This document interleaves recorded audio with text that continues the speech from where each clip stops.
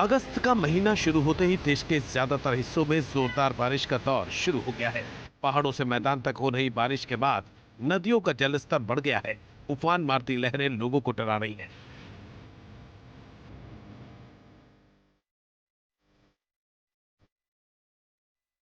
Monsoon का मौसम अपने साथ मुसीबत भी लेकर आया है। मूसलाधार बारिश के साथ साथ सैलाब का पानी लगातार तबाही मचा रहा है। अलग अलग राज्यों में कुदरत कहर ढा रही है। देश भर में लाखों लोग मौसम की मार झेल रहे हैं।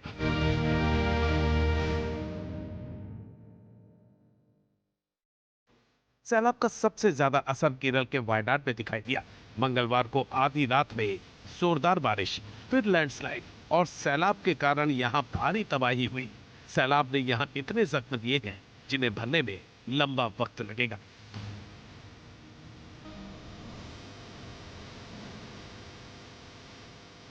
दरअसल यहां पर मंगलवार की आधी रात लैंडस्लाइड के साथ मलबा, कीचड़ और बड़ी बड़ी चट्टानों के आने से मुंडक्की, चूरालमाला, अट्टामाला और नूलपुझा जैसे गांवों में भारी तबाही मची थी। लैंडस्लाइड में गिरे बोल्डरों ने चूरनमाला गांव को पूरी तरह रौंद दिया था।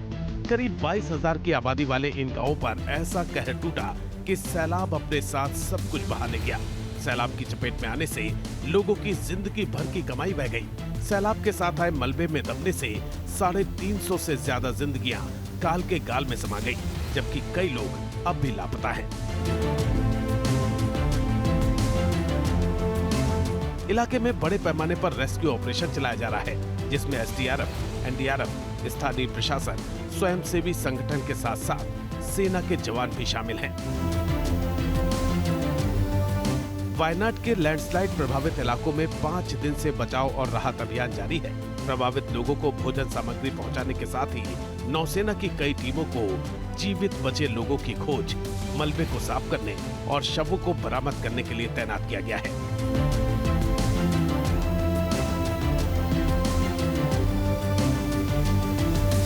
रेस्क्यू टीम विषम परिस्थितियों में सर्च ऑपरेशन चला रही है ताकि प्रभावितों तक जल्द मदद पहुंचाई जा सके। है और केरल में जिस तरह से सर्च ऑपरेशन चलाया जा रहा है, लगातार आपको हम तस्वीरें दिखा रहे हैं। यहाँ पे आप देखिए मुंडकई के पास में जो गांव है उसमें सर्च ऑपरेशन चलाया जा रहा है। उसके लिए जो टीम है, एनडीआरएफ, सेना के जवान और तमाम टीमें जो हैं वो मिल करके एक सर्च ऑपरेशन कर रही हैं। और सामने जो आपको तस्वीरें दिखाई दे रही है, दरअसल ये वो जगह है जहां पर सबसे ज्यादा प्रभाव पड़ा था। और वो जो आप देख रहे हैं दूसरे गांव में जाने की तैयारी कर रहे हैं, क्योंकि यहाँ पे आप देखिए रोड का कट ऑफ हो गया है, पूरी रोड कट चुकी है, रोड अब दिखाई भी नहीं दे रही है। इस बहाव में सब कुछ बह चुका है।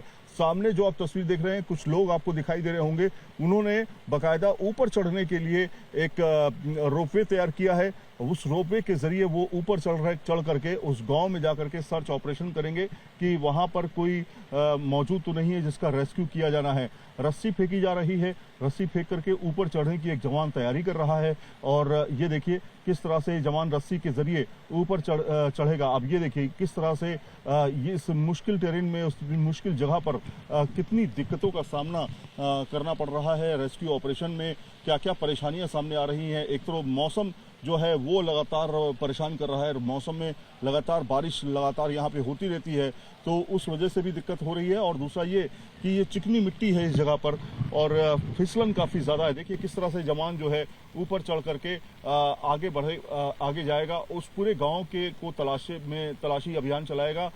इस पूरे इलाके का कट ऑफ हो चुका है उस इलाके से, क्योंकि बीच में एक जो पुल था वो पूरी तरीके से बह चुका है। अब उधर के लोग इधर नहीं आ सकते, इधर के लोग उधर नहीं जा सकते, इसलिए उस जगह पर जो है एनडीआरएफ की टीम और तमाम टीमें जो हैं वो रेस्क्यू ऑपरेशन और सर्च ऑपरेशन को चलाने जा रही हैं। रेस्क्यू ऑपरेशन में एयरफोर्स की भी मदद ली जा रही है। वायुसेना के जवान बाढ़ में फंसे लोगों को एयरलिफ्ट करके सुरक्षित जगहों पर पहुंचा रहे हैं। तस्वीरों में देख सकते हैं कि कैसे वायुसेना के जवान रस्सी के सहारे लोगों को एयरलिफ्ट कर रहे हैं।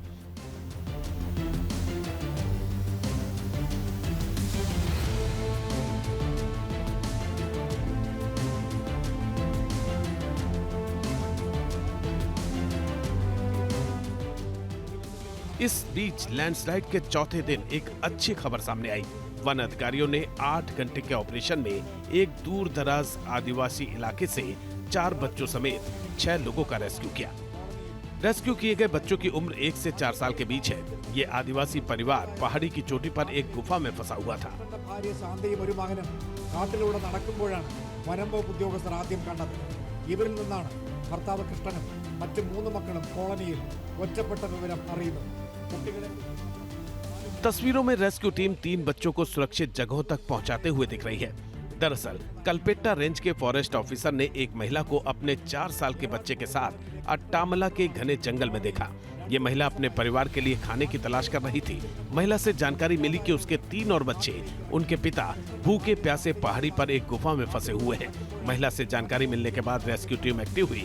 भारी बारिश के बीच फिसलन भरी और खड़ी चट्टानों से होकर रेस्क्यू टीम ने 8 घंटे की कोशिश के बाद इन लोगों को सुरक्षित निकाल लिया। इस परिवार को बचाने के लिए 4 लोगों की टीम बनाई गई। भारी बारिश के बीच फिसलन भरी और खड़ी चट्टानों से होकर इन लोगों को बचाना मुश्किल चुनौती थी। फिसलन भरी चट्टानों पर चढ़ना खतरे से खाली नहीं था, इसलिए पेड़ों से रस्सियां बांधकर जवानों ने पहाड़ पर चढ़ना शुरू किया।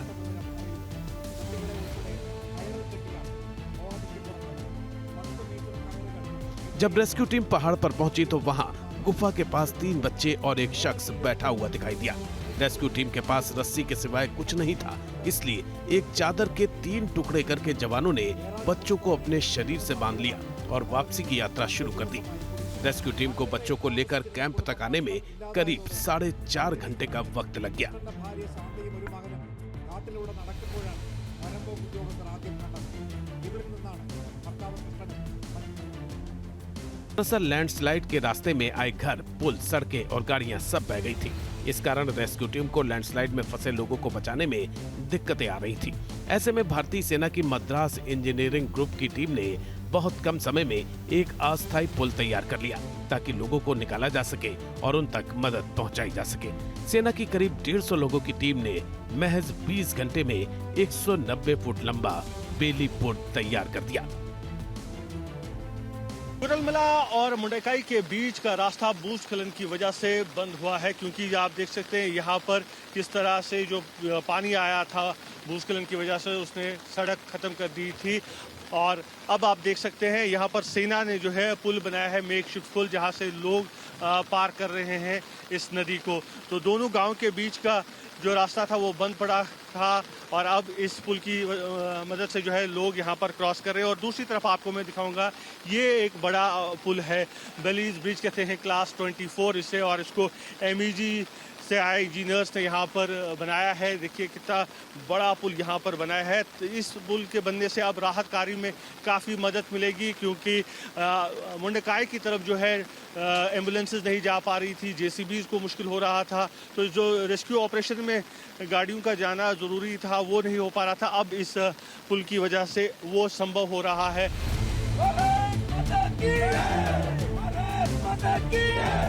सेना के चूरनमाला में इरवानी पजा नदी पर बेली ब्रिज का निर्माण करने से बचाव अभियान में काफी तेजी आई है। तो अब कल शाम को 6 बजे हम ब्रिज पार करने में सफल रहे हैं और उसके बाद यहाँ का रास्ता तकरीबन हमने खोल दिया है। यहाँ पे गाड़ियाँ अभी आ सकती हैं। तो अभी जो ये रेस्क्यू ऑपरेशन है, जो राहत की कार्रवाई है, इसमें काफ़ी ज़्यादा मदद मिली है और इससे हमारी स्पीड इम्प्रूव हो गई है। केरल के वायनाड में 29 और 30 जुलाई की रात भारी बारिश के बाद हुई लैंडस्लाइड में मरने वालों की संख्या 350 के पार पहुंच गई है। सेना ने 1 अगस्त को मुंडकई, चूरलमाला, अट्टामाला और नूल पुजा गांव में रेस्क्यू ऑपरेशन खत्म होने की जानकारी दी थी। अब सिर्फ मलबे में दबे शवों को ढूंढने का काम चल रहा है। कई जगह जमीन के अंदर मलबे में अब भी 20 से 30 फीट तक शवों के दबे होने की आशंका है। न्यूज नेशन अब व्हाट्सएप पर खबरों की ताजा अपडेट के लिए न्यूज नेशन के इस QR कोड को स्कैन करें।